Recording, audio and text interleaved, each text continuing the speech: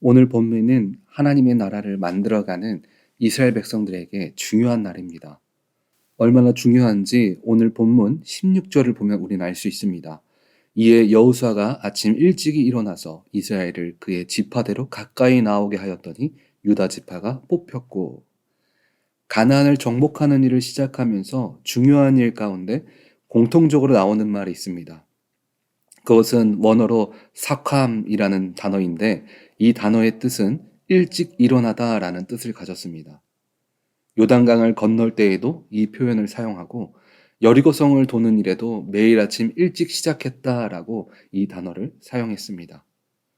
가나안 정복에서 정복하는 것도 중요하지만 이스라엘 백성 안에서 죄를 찾는 것도 중요하다는 의미를 갖고 있습니다. 오늘 본문을 보면 가장 먼저 등장하는 지파가 유다 지파입니다. 오늘 내용을 보면서 그런 생각을 했습니다. 하나님은 왜 죄를 지은 사람들을 바로 지목하지 않으셨을까? 오늘 본문 17절을 보면 유다 족속을 가까이 나오게 하였더니 세라 족속이 뽑혔고, 세라 족속의 각 남자를 가까이 나오게 하였더니 삽디가 뽑혔고, 한 지파에서 다음은 가족 단위로 분리해서 나갔습니다. 이 모든 과정은 제비뽑기로 행해졌습니다. 12지파 중에 유다 지파가 뽑히고 한 지파 안에서 세 족속 중 하나인 세라 족속이 뽑히게 되었습니다. 하나님께서 이렇게 하신 이유 첫 번째는 죄가 드러난 사건 가운데 하나님께서 직접 개입하고 계심을 알려주기 위해서입니다. 그리고 두 번째는 출신 배경 상관없이 누구나 죄 앞에서 평등하다는 것을 말씀해주고 있습니다. 이스라엘 민족은 야곱의 아들들이 각각 지파가 된 것입니다. 그 중에서 유다는 영적인 장자권을 가진 지파였습니다. 사실 육적인 장자는 첫째 르우벤이었습니다. 하지만 그는 아버지의 첩과 동침한 것 때문에 장자권을 박탈당했습니다. 그리고 둘째와 셋째인 시므온과 레위는 여동생 디나를 욕보인 세겜 사람들을 죽이면서 이후 장자권을 박탈당했습니다.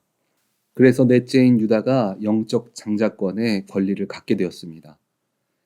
당시 이스라엘 사람들의 장자의 권리는 가문과 기업을 이어갈 뿐 아니라 나아가 그 사회의 족장 역할까지도 부여받게 되었습니다. 영적인 장자의 권리는 굉장히 중요한 것이었습니다. 가나안 정복 후 땅을 분배받았을 때 가장 먼저 유다 지파가 땅을 분배받은 이유가 여기에 있습니다. 창세기 49장은 야곱이 한 나라의 지파가 될 자녀들을 향한 예언과 같습니다. 그 중에 유다에 대한 것을 보면 49장 8절에 이렇게 말해주고 있습니다.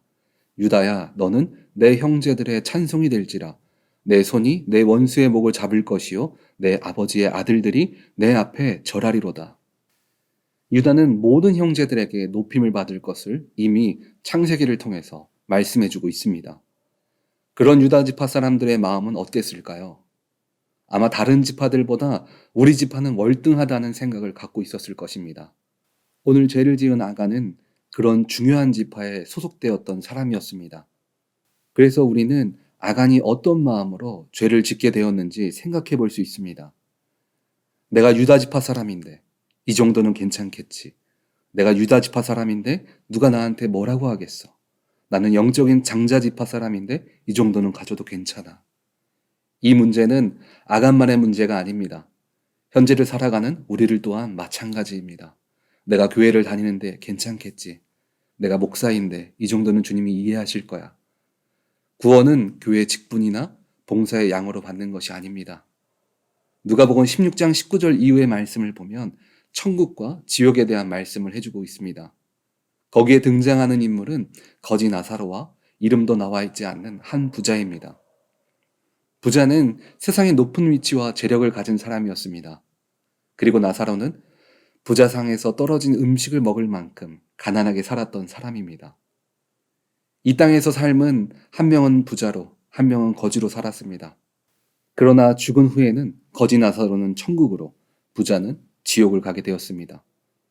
성경은 부자가 왜 지옥에 가게 되었는지, 거지 나사로가 어떻게 천국에 갔는지 정확하게 말해주고 있지 않습니다. 하지만 우리들은 왜 그들이 천국과 지옥에 갔는지 생각해 볼 수는 있습니다. 부자는 자신의 힘과 능력, 그리고 자신이 가진 것을 믿고 살아갔습니다. 그리고 거지 나사로는 누가복음 16장 22절을 보면 어떻게 천국에 들어가게 된 것인지 그 이유를 우리는 생각해 볼 수 있습니다. 22절을 보면 이에 그 거지가 죽어 천사들에게 받들려 아브라함의 품에 들어가고 부자도 죽어 장사하매. 나사로는 아브라함의 품에 들어갔다라고 성경은 말합니다. 성경은 아브라함을 믿음의 조상으로 말합니다.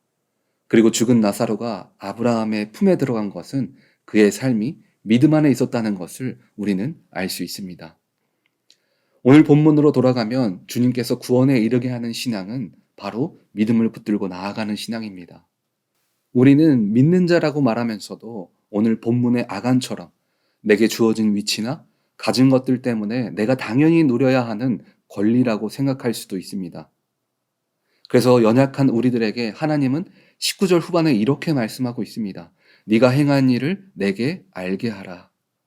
하나님은 사람 앞에 보여지고 내가 가진 직분이나 물질로 교만해지는 신앙의 모습을 내려놓으라고 말씀하십니다.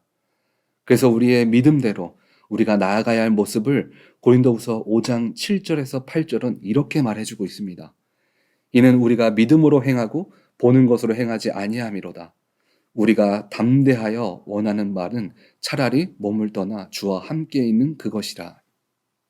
믿음으로 산다는 것은 보는 것을 위해서 사는 것이 아니라고 말합니다. 그리고 육신의 삶을 떠나서 늘 주님과 함께 살기를 원하는 마음으로 살아가야 한다라고 말해주고 있습니다.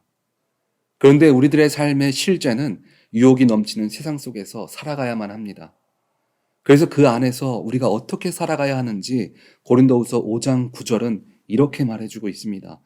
그런즉 우리는 몸으로 있든지 떠나든지 주를 기쁘시게 하는 자가 되기를 힘쓰노라. 나를 기쁘게 하는 삶이 아니라 주님을 매 순간 기쁘시게 하기 위해서 소망하는 삶으로 살아가야 합니다. 만약 아간도 오늘 말씀처럼 주님을 기쁘시게 하는 마음으로 살아갔다면 하나님의 것을 탐하는 죄를 범하지 않았을 것입니다. 우리 오렌지 한인교회 성도님들은 신앙생활 가운데 내가 가진 것이 마치 내가 누려야 하는 권리처럼 여기는 삶이 아니라 늘 주님을 기쁘시게 하기를 소망할 때 주님이 세워주시는 복된 삶을 누리시기를 주님의 이름으로 축원드립니다. 아멘.